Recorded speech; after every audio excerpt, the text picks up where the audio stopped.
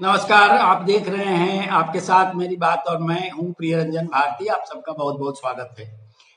चुनावी जंग है, माहौल चुनावी है, सियासी तापमान आसमान छू रहा है। सभी पार्टियां एक दूसरे को पछाड़ने के चक्कर में लगी हुई है। चुनाव है दिल्ली का, यानी लोकसभा के चुनाव हैं और इसमें प्रधानमंत्री बनाने के लिए चुनाव होता है। प्रधानमंत्री कौन होगा इसे लेकर वोट पड़ते हैं। तो जाहिर सी बात है, एक तरफ इंडिया गठबंधन और दूसरी तरफ प्रधानमंत्री नरेंद्र मोदी 30वीं बार 400 पार का लक्ष्य लेकर के चल रहे हैं। लेकिन बिहार में 40 सीटों पर जो चुनाव है, इंडिया गठबंधन छितराया हुआ दिख रहा है और लालू यादव अकेले किलेबंदी अपने मोर्चे के साथ वामपंथी दलों और कांग्रेस के साथ मिलकर कर रहे हैं।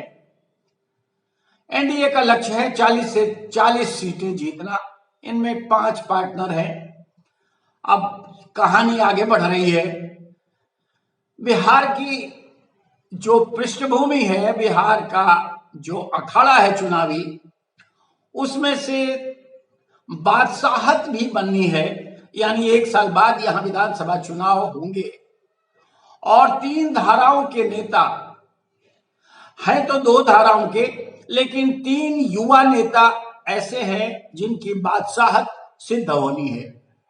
यानी जनता किसे दुलारती है, इस आधार पे उनकी बादशाहत तय होगी और सिक्का चल निकलेगा।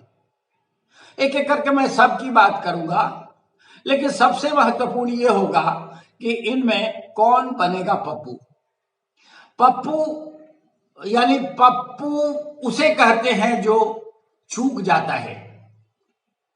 पप्पू यादव कांग्रेस में अपनी जन अधिकार पार्टी को मर्ज कर गए। पूर्णिया की सीट चाहते थे, लेकिन पूर्णिया सीट उन्हें लालू यादव ने नहीं दी, बीमा भारती को उतार दिया।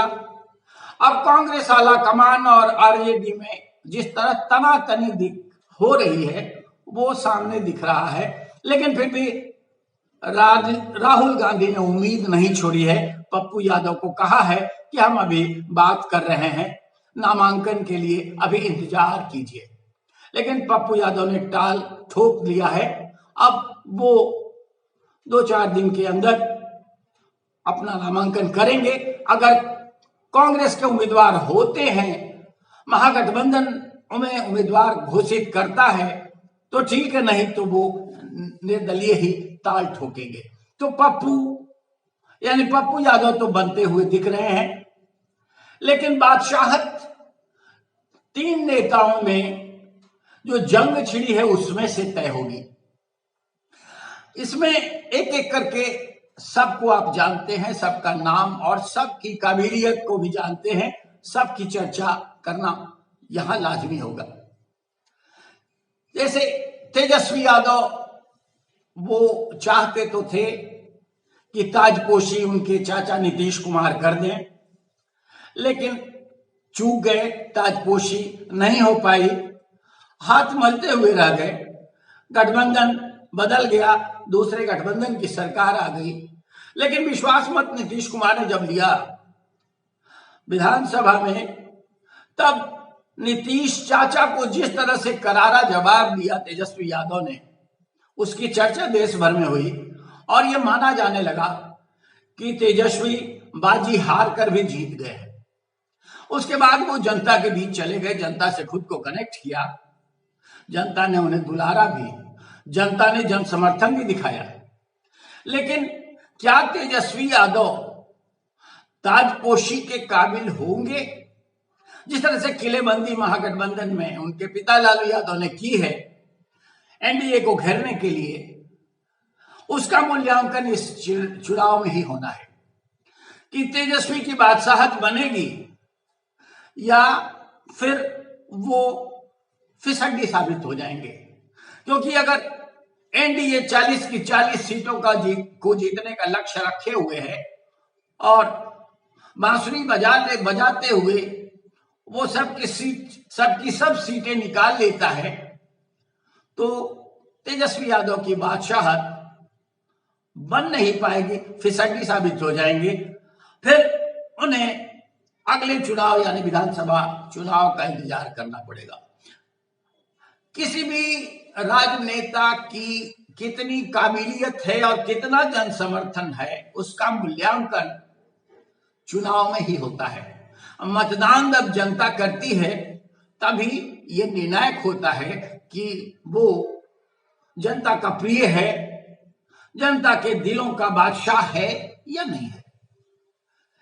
लेकिन दूसरी बात मैं करूंगा, दूसरी तरफ चिराग पासवान जो रामविलास पासवान की विरासत के वारिस और खुद को नरेंद्र मोदी के हनुमान कहने वाले, इन्होंने एनडीए में जिस तरह से अपना पौवा जमा दिया है, अपना खूंटा गाड़ दिया है, अब वो 40 की 40 सीटों पर जीतने का दम भर रहे हैं। है तो उनके खाते में 5 सीटें, 5 सीटों पर उम्मीदवारों को उतारकर उन्होंने अखाड़े सजा लिए हैं। वो नरेंद्र मोदी का हाथ मजबूत करने के लिए 40 सीटों का लक्ष्य लेकर चल रहे हैं। चाचा को मात दे दी, चाचा यानी पशुपति पारस को मात दे दी और पशुपति पारस न इधर के रहे न उधर के रहे। अंत में हार पछताकर उन्होंने ये निर्णय किया कि मुख्य धारा में बने रहने के लिए वो भी एनडीए का पार्ट बने रहे तो बेहतर है। एनडीए भले उन्हें न स्वीकारे, भारतीय जनता पार्टी भले उन्हें न दुलारे, लेकिन वो भारतीय जनता पार्टी का पिछलग्गू बने रहना, उसके साथ बने रहने की व्यवस्था के साथ अब चुनाव में चिराग पासवान का समर्थन करेंगे। कहते हैं ना कि वो सिर मुराते ही ओले पड़े, तो कम से कम पशुपति पारस के साथ यही बात हो गई। इस तरह की अकड़न जैसी उन्होंने दिखाई थी, वो खुद बारिश बने बैठे थे। रामविलास पासवान की औलाद चिराग पासवान है, इसके बावजूद वो उनकी विरासत के वारिस बने थे। जनता उनके साथ नहीं थी। अंत में उन्होंने जो देखा और जो हासिल किया, उसके बाद उनके पास कुछ रह नहीं गया, इसलिए मजबूर है। तो चिराग पासवान जिस तरह से उनकी लोकप्रियता बढ़ी है और जिस तरह से युवाओं के दिल के वो बादशाह बनते हुए दिख रहे हैं, अब चुनाव में ये तय होगा कि उनका स्ट्राइक रेट कितना है। क्या 5 की 5 सीटें वो जीत पाते हैं और क्या उनका जातीय समीकरण एनडीए के लिए गुणनफल साबित होता है। और अगर ऐसा वो कर पाते हैं, जादुई छड़ी घुमा पाते हैं, तो निश्चय ही इस चुनाव में उनकी भी बादशाहत कायम हो जाएगी और तय हो जाएगा कि चिराग पासवान ही वो धुरी है जिसकी तरफ जनता, बिहार की जनता आकर्षित हो रही है, खींची चली आ रही है।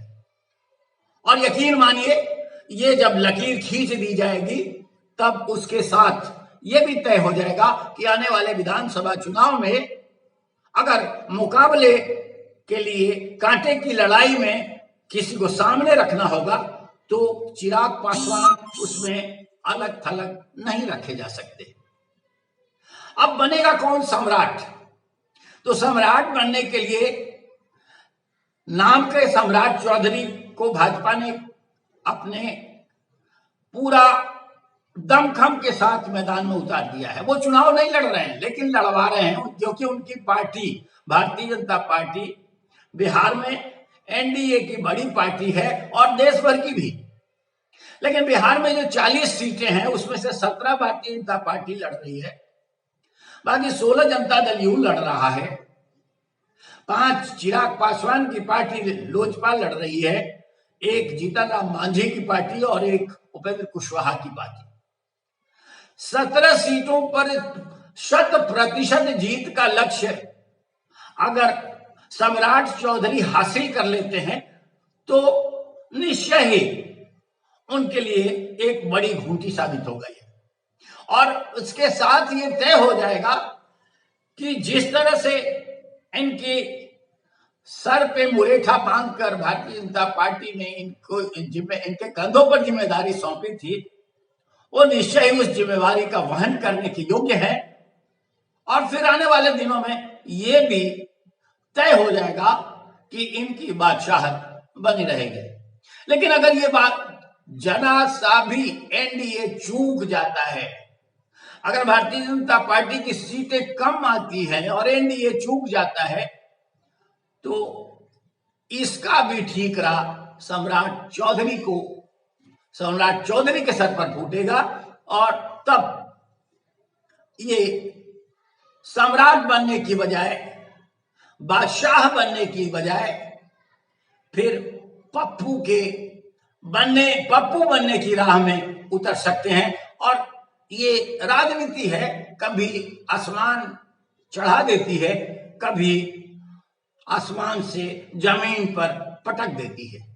लेकिन अब ये जो लोकसभा के चुनाव जिस तरह से अभी ये सारे चीजों को तय कर देने वाले होंगे, वो आगे की राह भी निर्धारित कर देने वाले होंगे कि एक साल बाद जब विधानसभा का चुनाव होगा तो यहां निर्णायक लड़ाई की बादशाहत किसके सर बंधेगी और कौन होगा जो जनता के दिलों का राजा होगा, किसके सर पे बादशाहत की पगड़ी, बादशाहत का मुरेठा बंधेगा, कौन बनेगा सम्राट और कौन बनेगा पप्पू यादव की कहानी तो मैंने आपको बता दी। लेकिन एक बात और भी महत्वपूर्ण है कि अगर पप्पू फिसल गए तो पूर्णिया की जंग और सीमांचल की लड़ाई भी बड़ी दिलचस्प हो जाएगी। और फिर कांग्रेस और आरजेडी के बीच जो अभी चोली दामन का रिश्ता दिख रहा है, वो भी खटास में बदल जाएगी। और साथ साथ ये भी हो जाएगा, जो मुझे लग रहा है कि आने वाले दौर में चुनाव के बाद फिर पप्पू यादव के सर पे ही कहीं कांग्रेस सेहरा न बांध दे, क्योंकि लड़ाई फिर उस वोट बैंक की हो जाएगी जिस वोट बैंक पर लालू यादव अपना अकड़ दिखा रहे हैं लगातार। जिस तरह से कांग्रेस में आपने देखा होगा, पप्पू यादव प्रकरण के बाद से खटास उभरी है, वो दूर तक जाने वाली है। अभी नेताओं ने खुल करके इस्तीफे का दौर शुरू कर रखा है। कल होकर यह भी दबाव पड़ सकता है कि कांग्रेस को इस गठबंधन से अलग रहना चाहिए बिहार में। लेकिन अभी चुनाव है और चुनाव में बाजी को झटकने के लिए बहुत सारे समझौते, बहुत सारे अतिक्रमण करने पड़ते हैं। बादशाह बनाने के लिए बहुत सारी कुर्बानियां देनी पड़ती हैं।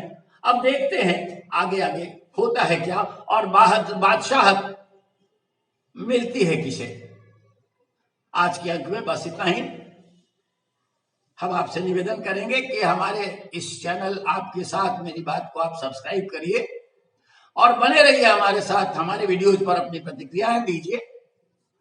फिर मिलते हैं किसी और चुनावी विषय पर महत्वपूर्ण चर्चा के साथ। विदा दीजिए, नमस्कार।